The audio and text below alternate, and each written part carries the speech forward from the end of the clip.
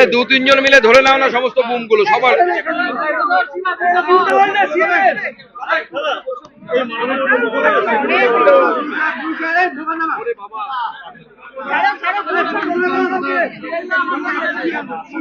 কালীঘাট থানায় শিখ সম্প্রদায়ের বিরুদ্ধে আপনার বিরুদ্ধে অভিযোগ দায়ের হয়েছে এবং তারা অভিযোগ করছেন যে যেদিন আপনাকে গ্রেফতার করা হয়েছিল কালীঘাটে আপনার হাতে যে প্রতীকী চটি ছিল, অভিযোগ অনুযায়ী তা শিখ সম্প্রদায়ের এক ব্যক্তির মাথায় পড়েছে। এতে শিখ সম্প্রদায়ের মানুষ ভীষণভাবে অপমানিত। তারা প্রেস মিট করেছে কলকাতা প্রেস ক্লাবে আজকে, দিয়ে বলেছে আপনি বিভাজনের রাজনীতি করে শিখেদের অপমানিত করেছেন। দেখুন, প্রথম কথা হচ্ছে যার মাথায় পড়েছে তার কমপ্লেন হয়েছে কি? দ্বিতীয় কথা হচ্ছে মমতা বন্দ্যোপাধ্যায়ের ইশারাতে এরা এটা করছেন। মমতা বন্দ্যোপাধ্যায় যেভাবে মোল্লা তোষণ করছেন এবং যেভাবে সাম্প্রদায়িক রাজনীতিকে বাড়াবা দিচ্ছেন, সেই সাম্প্রদায়িক মানসিকতার জন্য একসময় গুরু তেগ বাহাদুরের মাথা দিল্লিতে কেটে ফেলা হয়েছিল। এই সাম্প্রদায়িক শক্তি একসময় গুরু, অন্যান্য গুরু যারা আছেন শিখ সম্প্রদায়ের, সে গুরু সাহবজাদে জোরাভার সিং হোক, সাহবজাদে ফতেহ সিং হোক, তাদেরকে 10 এবং 12 বছরের বালকদেরকে জ্যান্ত দেয়ালে পুঁতে দেয়া হয়েছিল। ইসলাম ধর্ম গ্রহণ করতে বলা হয়েছিল, তারা গ্রহণ করেননি বলে। তো স্বাভাবিকভাবে আমার মনে হয় সাধারণ শিখ সম্প্রদায়ের সাথে এর কোনো সম্পর্ক নেই। একটি কাগজ উড়ে গিয়ে কারো মাথায় পড়েছে, আমি ওনাদেরকে বলছি ওনারা ওই দূর থেকে কাগজ ছুঁড়ে দেখুক কারো মাথায় গিয়ে পড়ার কন্ট্রোল রাখতে পারেন কিনা। আমরা তো পশ্চিমবঙ্গ পুলিশকে ছুঁড়ে মেরেছি।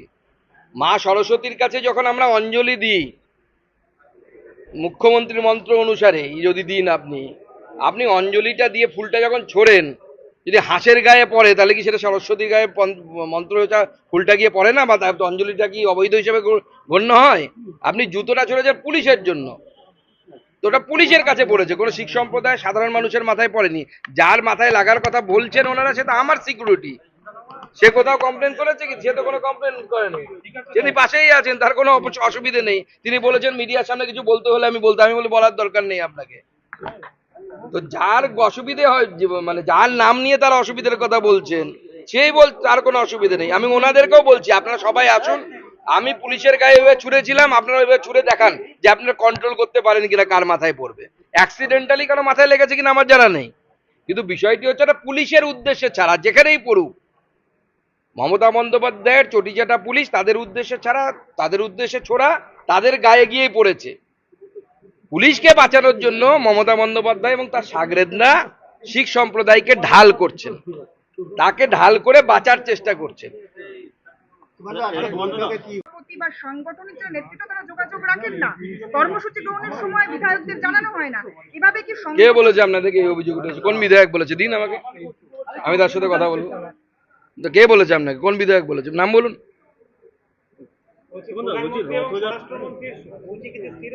আরে সূচি হলে সবার আগে আপনাদেরকে তো জানাবো, সবার আগে নিমন্ত্রণ আমন্ত্রণ যাই বলুন না কেন আপনাদের কাছে যাবে। আপনারা অত দুশ্চিন্তায় থাকবেন না, ডেট ঠিক হওয়ার সঙ্গে সঙ্গে বলে দেবো আপনাদের। এই মুহূর্তে আমি এই বিষয়ে কোনো মন্তব্য করতে পারবো না, আমার কাছে আপডেট নেই। রথযাত্রা সমাজ করে, সেখানে হিন্দু সমাজ রথযাত্রায় অংশগ্রহণ করে। হিন্দু সমাজে সেই রথযাত্রাতে সমস্ত বিজেপি নেতৃত্ব নেতা হিন্দু হিসেবে অংশগ্রহণ করবে, হিন্দুদের উৎসব। আমরা তো বলো সবাই সকল ভারতবাসী রথযাত্রায় অংশগ্রহণ করা উচিত, সবাই মিলে করবে। শুধু মমতা বন্দ্যোপাধ্যায় কেন ঝাঁটা দিয়ে ঝাড়বেন ইস্কনের রথ? ফিরাদ হাকিম সাহেব আসুন, সিদ্দিকুল্লাহ চৌধুরী সাহেব আসুন, বা ওই বাচালটা যেটা মুর্শিদাবাদ থেকে বকে, কি নাম তা, সে আসুক, হুমায়ুন কবির আসুক, সবাই মিলে রথের দড়ি ধরে টান দিক আর 2 হাত তুলে জয় জগন্নাথ বলুক। 11 বছর হলো মোদী সরকারের, সেটা নিয়ে কি সাধারণ মানুষের কাছে যাবেন?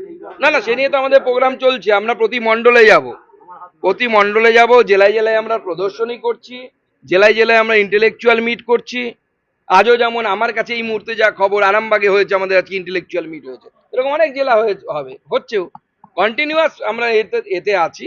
হ্যাঁ, অনেক সময় অনেক ধরনের আন্দোলন, পশ্চিমবঙ্গে যেহেতু পরিস্থিতি খুব খতরনাক, মহেশতলার মতো ঘটনা মাঝে মাঝে ঘটে যাচ্ছে, তখন আমাদের এই যে রেগুলার যে প্রোগ্রাম, সেখান থেকে বেরিয়ে এসে আন্দোলনে যেতে হচ্ছে। এই যে জায়গাটা আপনি তুলে ধরলেন, বৈঠক, বাইরে কিছু বলবো না। না সংগঠন, সামনে বিধানসভা ভোট আর হাতে কয়েক মাস, আপনাদের রাস্তার আন্দোলনের কথা বলে গেছেন স্বয়ং অমিত শাহ। সেই জায়গায় দাঁড়িয়ে আপনারা রাস্তামুখী করতে চাইছেন দলকে, কি উদ্যোগ নেওয়া হচ্ছে? সমস্ত কেন্দ্রীয় নেতৃত্ব যা বলেন আমরা সেই অনুসারে সমস্ত বিষয় নিয়ে চিন্তা ভাবনা করি। আমরা একদিকে যেমন বুথকে শক্তিশালী করার চেষ্টা করব, স্বাভাবিকভাবে রাস্তায় থাকবো, আমরা বিভিন্ন অভিযানকে হাতে নিচ্ছি, আগামী দিনেও নেব। 21শে জুলাই রয়েছে সামনে তৃণমূলের, আপনারা এই ধরনের কোনো বড় কর্মসূচি কি নিচ্ছেন? জুলাই মাসে কোনো বড় এখনো পর্যন্ত এই ধরনের কোনো কর্মসূচি আমরা নিই না। আমরা পাল্টা রাজনীতিতে বিশ্বাস করি না। যে তৃণমূল এটা করলো বলে আমাদেরকে ওটা করতে হবে, এভাবে রাজনীতি হয় বলে আমার মনে হয় না। আমরা আমাদের আদর্শ, আমরা আমাদের রোডম্যাপ সেই অনুসারে চলবো।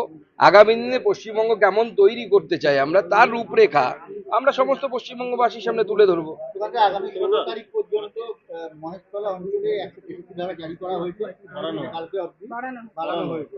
না, এটা প্রমাণ করছে যে ওখানে ল অ্যান্ড অর্ডার ঠিক নেই, পুলিশ অপদার্থ, ল অ্যান্ড অর্ডার ঠিক করতে পারছে না। আর পুলিশ যতটা না অপদার্থ, তার থেকে বেশি অপদার্থ হচ্ছে পুলিশ মন্ত্রী। তিনি মাথার উপরে বসে আছেন। পুলিশ মন্ত্রী মমতা বন্দ্যোপাধ্যায়, কনস্টিটিউয়েন্সির এমপির নাম হচ্ছে অভিষেক বন্দ্যোপাধ্যায়। তারপরেও যদি 163 এতদিন ধরে রাখতে হয়, তাহলে বোঝা যাচ্ছে তো অপদার্থতার সীমা কি।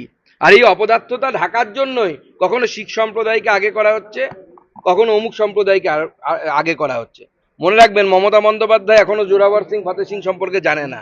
সুকান্ত মজুমদার যখন 20-21 বছর বয়সে RSS এর শাখায় যেত, সেই সময় থেকে সাহাবজাদে জোরাবর সিং ফতেহ সিং এর গল্প শুনে বড় হয়েছে সুকান্ত মজুমদার। বালুরঘাটে বসে, যেখানে শিখের সংখ্যা 0.00001%ও না, সেইখানে বসে আমি গুরু সাহাবজাদে জোরাবর সিং ফতেহ সিং এর গল্প ছোটবেলা থেকে শুনে বড় হয়েছি। তাদের আদর্শকে বিশ্বাস করি। গুরু তেগ বাহাদুরের বলিদান শুনে বড় হয়েছি। গুরু গোবিন্দ সিংজির অবদান সম্পর্কে জানি।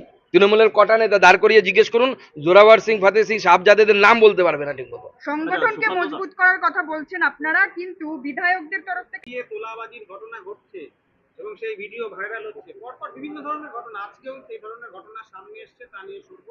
না, এ তো নতুন কিছু নয়। আমি দেখুন, বেচারাকে তো করে খেতে হবে। আপনি সাংবাদিকতা করেন, আমি অধ্যাপনা করতাম, এখন সাংসদ মন্ত্রী, ওরা কি করে খাবে? তৃণমূল তো ওটাই, চুরি চামারি, বেচা বেচি, জমি বেচবে, জমির নদীর বালি বিক্রি করবে, বোল্ডার বিক্রি করবে, কয়লা বিক্রি করবে, সার্টিফিকেট বিক্রি করবে, চাকরি বিক্রি করবে। বিক্রি করাটাই তো তৃণমূলের কাজ, তৃণমূলের ধর্ম। বিক্রি যদি না করে তৃণমূল, তাহলে তৃণমূল টিকবে কোথা থেকে? ধন্যবাদ। Thank you. শিক্ষাকে কেন্দ্র করে রাজ্যে একাধিক আন্দোলন দেখা যাচ্ছে। চাকরিহারারা একদিকে বসে রয়েছেন, শাস্তি আগে আমরা আর্জিকর দেখেছি। এই আন্দোলনগুলোকে আপনারা নেতাদের উপস্থিতি নিয়ে কোনো বার্তা দিয়েছেন? না না, সেই আন্দোলনকারীদেরকে সিদ্ধান্ত নিতে হবে তারা কোন পথে আন্দোলন করবে। অনেক সময় আমরা আন্দোলনকারীদের কাছ থেকে এই ধরনের বক্তব্য শুনতে পাই যে আমরা এই আন্দোলনের রাজনীতি চাই না, অথচ রাজনীতি ছাড়া কোনো কিছুরই অস্তিত্ব নেই। স্বাভাবিকভাবে তার থেকে আমরা দূরত্ব বজায় রাখি। ধন্যবাদ।